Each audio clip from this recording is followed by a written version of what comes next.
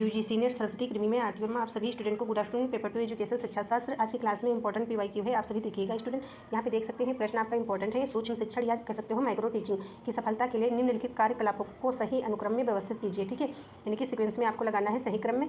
सूक्ष्म शिक्षण या कह सकते हो माइक्रो टीचिंग, ठीक है, की सफलता के लिए निम्नलिखित कार्यकलापों को सही अनुक्रम में व्यवस्थित कीजिए। तो यहाँ पे आपको देखना है, ये आपके विकल्प दिए गए हैं, ठीक है, ये सारे, और यहाँ पे आपके ये आंसर विकल्प दिए गए हैं। ठीक है, तो यहाँ आपको देखना है कि इसमें कौन सा प्रश्न आपका मतलब विकल्प आपका सही होगा। तो यहाँ पे सबसे पहले यहाँ से आप जान लीजिए कि सूक्ष्म शिक्षण क्या होता है, इसके बारे में थोड़ा आप जान सकते हैं यहाँ पे क्या होता है।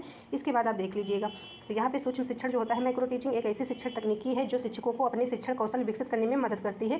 ठीक है, इसमें शिक्षक एक छोटे से समूह के सामने, यानी शिक्षक जो होता है छोटे से समूह के सामने छोटा पाठ पढ़ाता है, यानी कि छोटा सा पाठ पढ़ाता है, फिर जो है तुरंत इसका निरीक्षण करता है और वह अपनी त्रुटियों को पहचान कर सुधार करता है। यह तकनीकी ड्वाइट डब्ल्यू एलन द्वारा जो है दिया गया था, 1961 में स्टैनफोर्ड विश्वविद्यालय में विकसित की गई थी। सूक्ष्म शिक्षण जो है किसने दिया, तो आपको याद रखना है। ठीक है, ये ड्वाइट डब्ल्यू एलन और जो है कहाँ पे दिया गया, तो ये 1961 में स्टैनफोर्ड विश्वविद्यालय में विकसित की गई थी। ठीक है, ये शिक्षा अर्थ यहाँ पे देख लीजिएगा, सूक्ष्म शिक्षण एक प्रशिक्षण प्रक्रिया है। ठीक है, यानी कि जो सूक्ष्म शिक्षण होता है माइक्रो टीचिंग ये एक प्रशिक्षण प्रक्रिया है जो शिक्षकों को शिक्षण कौशल विकसित करने में, यानी कि जो शिक्षण कौशल होता है उसको विकसित करने में मदद करती है। यह छोटा सा संक्षिप्त पाठ होता है, यानी कि छोटे से पाठ के जरिए जो है पढ़ाया जाता है, समझाया जाता है कि इस प्रकार से बच्चों को पढ़ाना होता है। ठीक है, शिक्षक एक छोटे समूह के सामने पढ़ाता है, यानी कि शिक्षक हो सकता है कि जैसे कि आप पढ़ाई कर रहे हैं, जैसे बीएड वगैरह कर रहे हैं, ठीक है, तो ये सब करते हैं, तो उसमें सिखाया जाता है कि आपको बच्चों को कैसे पढ़ाना है। ठीक है, यहाँ पे देखिएगा ये, तो यहाँ पे आप देखिएगा ये शिक्षण हो गया। ठीक है, पहले तो आपको जो है पाठ योजना बनाना होता है, जो चीज़ें जो है टीचर को पढ़ाना होता है या स्टूडेंट हो गया कोई भी हो गया, जैसे कि ठीक है जो सूक्ष्म शिक्षण बनाना है आपको, तो जो है पाठ योजना, सबसे पहले पाठ योजना तैयार करी जाती है। ठीक है, जैसे कि आप हमको पढ़ाना है आपको, तो सबसे पहले हम एक पीडीएफ अपना जो है बनाते हैं। ठीक है, तो ये आपका हो जाएगा पाठ योजना के अनुसार। ठीक है,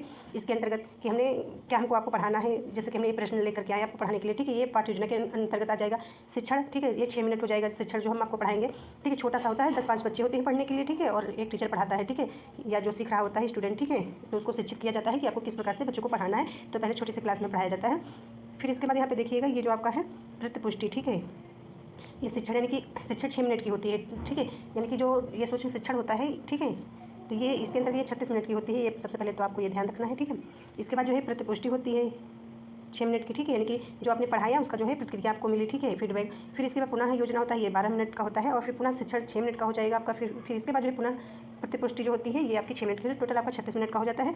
इसके बाद आपको देखना है यहाँ पे ये जो आपका प्रश्न है, तो प्रश्न में आपको क्या देखना है, यहाँ पे बोला गया था आपका सूक्ष्म शिक्षण की सफलता के लिए निम्नलिखित कार्यकलापों को सही अनुक्रम में। तो सही अनुक्रम में यहाँ पे कैसे आप जानेंगे, योजना बनाना। सबसे पहले हमने आपको बताया कि आपको योजना बनाना होता है, जैसे हम आपको पढ़ाएंगे तो हम सबसे पहले प्रश्न उत्तर और यह पीडीएफ तैयार करेंगे, ये योजना आपकी हो गई। ठीक है, और इसके बाद जो है आपको देखना है योजना बनाएंगे, इसके बाद आप क्या करेंगे, अध्यापन टीच करेंगे। ठीक है, यानी कि पढ़ाएंगे बच्चों को। ठीक है, तो ये पॉइंट आपका सेकंड नंबर पे हो जाएगा। ठीक है, इसके बाद आपको देखना है कि इसके बाद आपका प्रतिपुष्टि हो जाएगा, ये पॉइंट हो जाएगा आपका। ठीक है, यानी कि फीडबैक बच्चों को देंगे, जैसे कि पहले योजना आप बनाएंगे, फिर आप जो है पढ़ाएंगे बच्चों को। ठीक है, पहले योजना बनाएंगे, फिर टीच करेंगे, मतलब बच्चों को पढ़ाएंगे, उसके बाद जो है आपको करना होता है फीडबैक बच्चे देंगे। ठीक है, जैसे आप टीचर हैं, ठीक है, आप सभी स्टूडेंट टीचर हैं, तो आप किसी बच्चों को पढ़ा रहे हैं, 4 बच्चों को पढ़ा रहे हैं। ठीक है, आपने सबसे पहले योजना बना ली। ठीक है, योजना बना ली, इसके बाद जो है आपने पढ़ाना स्टार्ट किया। ठीक है, तो आपने 5 बच्चों को पढ़ाया। ठीक है, 5 बच्चों को पढ़ाया, इन बच्चों को जो समझ में नहीं आया तो ये आपको बताएंगे कि मुझे समझ में नहीं आया, तो ये फीडबैक हो जाएगा।